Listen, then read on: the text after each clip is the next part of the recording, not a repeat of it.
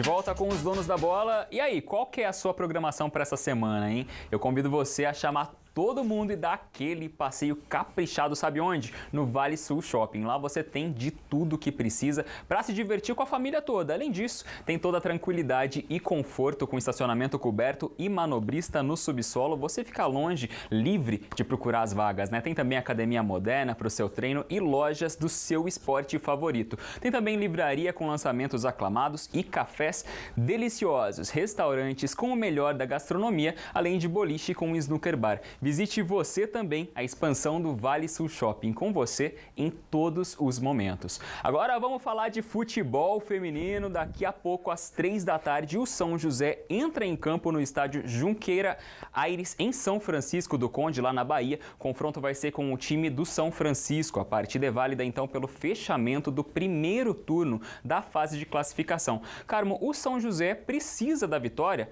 para sonhar com a classificação. Está muito difícil. E o São Francisco, né, a gente vai ver aí tabela, essa coisa toda, classificação. São Francisco, toda vez que eu vejo essa matéria das meninas treinando, eu penso que o time está treinando numa plantação de alface.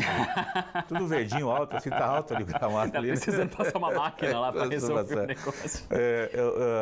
O seguinte, a classificação no Brasileiro não tá, no Paulista já está garantido, né? Com a vitória sobre o Centro Olímpico no último domingo. Jogou no Pacaembu, muito legal. E o Taubaté também, mesmo perdendo o jogo, o Taubaté e o São José se classificaram no Paulista. Já no Brasileiro, que é o São José que joga, a classificação não está fácil, ela é improvável, eu diria, porque o grupo tem times mais competitivos e o São Francisco, Thiago, ele é o penúltimo colocado.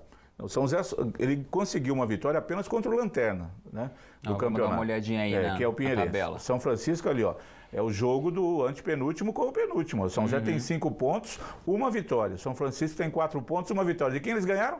Do Pinheirense, lanterna do campeonato, que é o café com leite aí da competição. Não, né? Quer dizer muita coisa, não, né? Não quer não. E o São José vai fechar esse primeiro turno sem nenhuma vitória sobre os times que estão acima dele, o que mostra claramente a dificuldade com essa renovação toda que teve, um investimento muito menor, um time menos competitivo. Então a vitória hoje é possível, mas o São Francisco já deu uma recuperada, ele tem um empate contra o Sport, então já melhorou um pouco a situação. Tem a tabela de jogos aí também para dar uma olhadinha? É para fechar o primeiro turno agora, né? Ontem já tivemos, o Corinthians ganhando da Ferroviária, o Corinthians é o principal time do grupo, né? O grande favorito, aliás, para ganhar o campeonato, já que ele ganhou do próprio Iranduba na rodada passada, que são os 2 principais times do grupo. Então o São José pega o São Francisco, o Kidman pega o Sport Recife. Ainda hoje também. E o Iranduba pega o Pinheirense no confronto do norte, né? Amazonas contra o Pará. Agora o São José, se quiser continuar sonhando, isso que você abordou no começo, Thiago, a classificação, que ainda dá para pensar em classificação,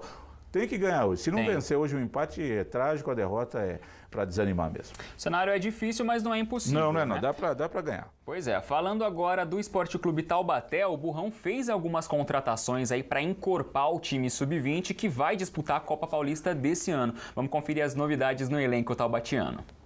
E o Taubaté segue treinando aos comandos do técnico Marcelo Martelotti com o elenco sub-20 visando a estreia na Copa Paulista em 4 de agosto. Em meio aos garotos, alguns atletas mais experientes foram recontratados, como o zagueiro Donato, de 24 anos, que veio do Atlético Mineiro, o lateral direito Jean, de 24, o experiente meia Guaru, de 37, além do volante Everton, de 26 anos, que participou de 13 dos 15 jogos do time na última Série A2.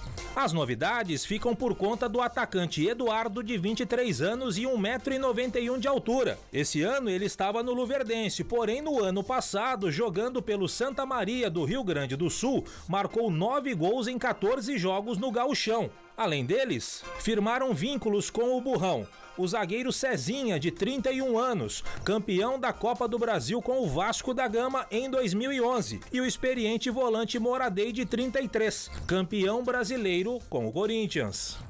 Vários nomes aí para o Taubaté, inclusive alguns já conhecidos pelo time. Carmo, contratar esses jogadores aí mais experientes para a Copa Paulista visando a Série A2. Você acha importante isso aí? Tem que pensar na Copa Paulista primeiro, Thiago. Taubaté está treinando desde que acabou o Campeonato Paulista da A2, manteve o técnico Marcelo Martelotti, que foi uma condição extraordinária.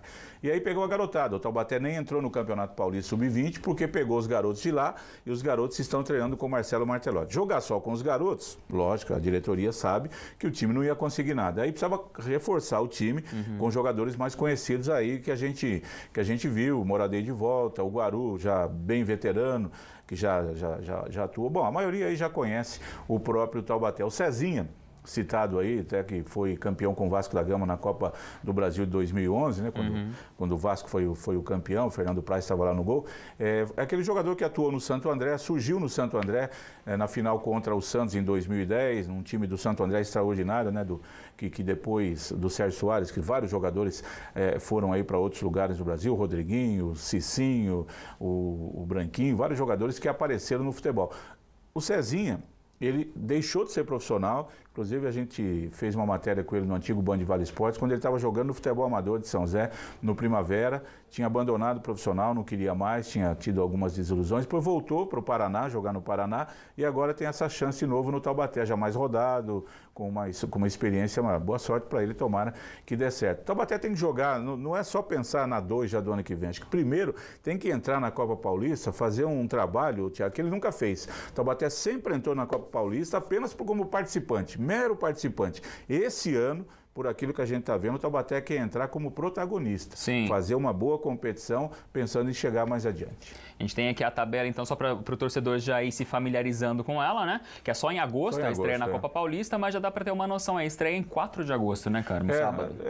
São 8 times do grupo, você faz turno e retorno, 14 jogos, classificam-se os 4 primeiros, e aí vamos ter. O Taubaté, por exemplo, você olha o lado da torcida aqui, nem na Série A2 esse ano estava muito confiante, compareceu pouco no estádio, na Copa Paulista, a média despenca.